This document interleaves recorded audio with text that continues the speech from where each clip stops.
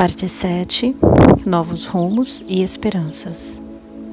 Não se perdera, contudo, a confiança nos seres espirituais, que aprendera a respeitar e a considerar como verdadeiros amigos.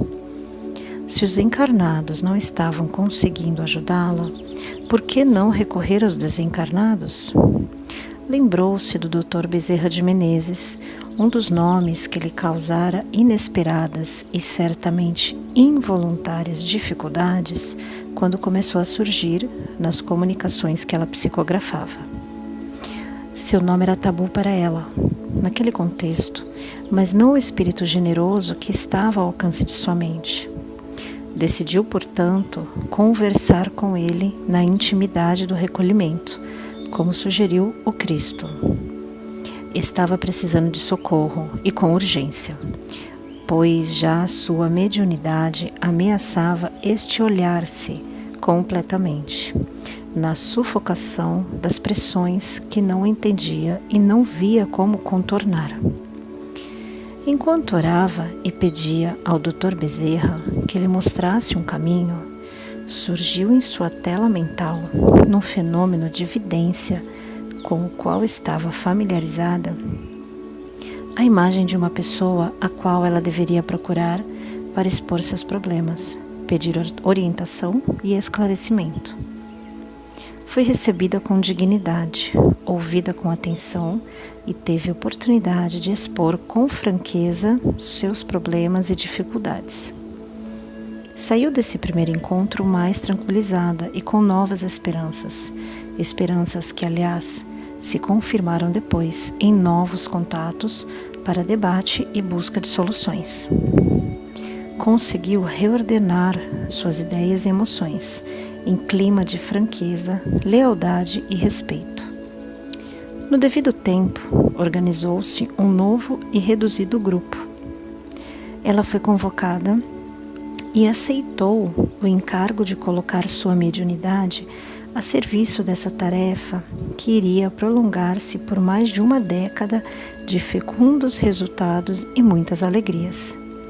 Coube a mim, modesto escriba, relatar não apenas a história pessoal dessa moça, nas suas experimentações com a mediunidade, mas principalmente aproveitar o arcabouço da história para fazer os encaixes doutrinários e as observações que nos pareceram oportunas. É nosso desejo e esperança que o relato que se segue, rigorosamente calcado numa realidade e que assume a responsabilidade postura de um depoimento vivo, possa servir de inspiração e ajuda a todos quantos se interessam pela fenomenologia mediúnica e anímica.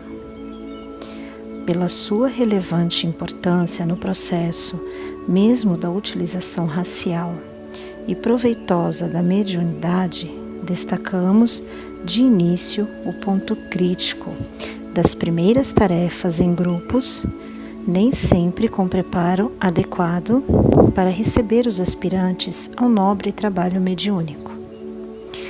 Ao discorrer sobre a crítica ao trabalho mediúnico, escreve Buddington: a análise é essencial, mas tem de ser conduzida com tato. Do contrário, poderemos sufocar logo de início a própria faculdade que estamos desejosos de examinar. Essa é a maior dificuldade. A mais leve sugestão de fraude, consciente ou inconsciente, é suficiente para fazer recuar muitas almas sensíveis na fase inicial do desenvolvimento e até mesmo liquidar a faculdade para sempre. Buddington, Harry, 1949. Encontramos advertências semelhantes em outros autores especializados. Colin Wilson, na obra The Psychic Detective, por exemplo, citando Hudson, adverte que as faculdades mediúnicas ele prefere caracterizadas como poderes psíquicos. Frequentemente evaporam-se quando confrontadas com o ceticismo. A mente subjetiva é intensamente sugestionável, daí porque a mera insinuação de fraude leva a uma catástrofe nervosa. Wilson Collin, 1984. Parte 8. O médium e o dirigente. Que os médiuns são pessoas de sensibilidade mais aguçada, sabemos todos. Ou não seriam médiuns. E por isso mesmo, mais sensíveis também à crítica, especialmente quando injusta, grosseira ou mal formulada. É imperioso, contudo, distinguir entre sensibilidade e melindre. O médium responsável e interessado em dar o melhor de si mesmo à tarefa que abraçou, não apenas aceita crítica construtiva e leal, como a procura, desejoso de aperfeiçoar seu desempenho mediúnico. Melindres ficam com os que não admitem a menor observação, a não ser o elogio ou endeusamento, como se fossem infalíveis instrumentos dos mais elevados manifestantes. Vai uma diferença muito grande entre a análise crítica construtiva do trabalho realizado e a implicância, a intolerância, a estreiteza de vistas e até o ciúme. O dirigente equilibrado, sensato, experiente e seguro dos aspectos teóricos e práticos da mediunidade, saberá sempre distinguir com clareza entre o médium que está necessitando de reparos e pequenas ou grandes correções, daquele que ouve em atitude de aparente humildade, mas não aceita quando reparo, por achar-se envolvido em uma atmosfera de autossuficiência e infabilidade que lhe será fatal mais cedo ou mais tarde. É extremamente delicada a posição do dirigente responsável nesse terreno. Tem ele de exercer toda a sua atenção e bom senso, tanto para evitar que se perca ou se iniba um médium que, a despeito de pequenos ou maiores equívocos, tem condições de tornar-se eficiente trabalhador, e para auxiliar aquele que pode, igualmente, perder-se pela vaidade se o dirigente não tiver habilidade suficiente ou conhecimento para convencê-lo de seus equívocos. Convém reconhecer ainda que há casos realmente irrecuperáveis de médiuns iniciantes ou mais experientes que se deixam envolver pela perniciosa convicção da infabilidade. Cabe aí ao dirigente admitir humildemente que não tem condições de modificar o quadro. Não lhe resta alternativa senão a que costumam adotar os próprios espíritos orientadores, ou seja, a de abandonar o médium, assim contaminado pela vaidade, aos seus próprios recursos. Não há como violentar seu livre-arbítrio, nem como impedir que ele assuma as responsabilidades pelo que fizer de si mesmo e das faculdades que tenha recebido como instrumento de trabalho a serviço do próximo. Seja como for, os primeiros contatos de um médium iniciante ou no qual a mediunidade acaba de ser diagnosticada são altamente críticos. É nessa hora que muito se define do futuro. Se for acolhido com a necessária compreensão e adequadamente orientado e instruído, poderá chegar a ser excelente colaborador na tarefa para a qual evidentemente veio preparado.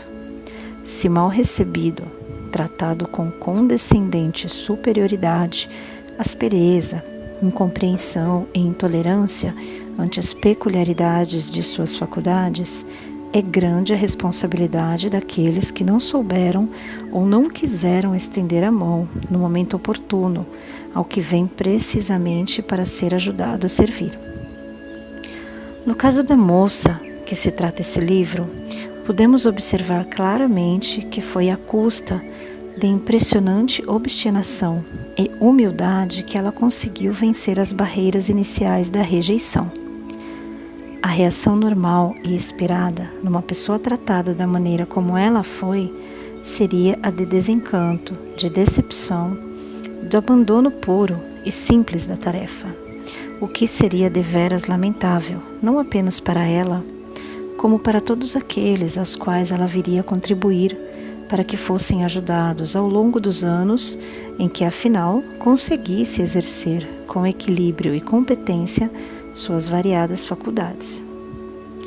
Isto nos leva a pensar como a ponta de angústia na quantidade de pessoas programadas para o exercício da mediunidade, com responsabilidades e compromissos muito sérios nessa área tão crítica, que não conseguem vencer as primeiras dificuldades, derrotadas pelo desencanto com as pessoas que deveriam estar preparadas para ajudá-las e encaminhá-las ao trabalho tão necessário quanto redentor. Isso sem contar os que nem sequer procuram os centros e os grupos por inúmeras e complexas motivações pessoais injustificáveis, temor, preguiça, orgulho, ignorância, indiferença ou vaidade. Pelo menos os que buscam o caminho certo, desejosos de aprender e servir, que sejam recebidos com dignidade, com paciência, com amor. É preciso ouvi-los com atenção, aconselhá-los com serenidade e competência, ajudá-los fraternalmente.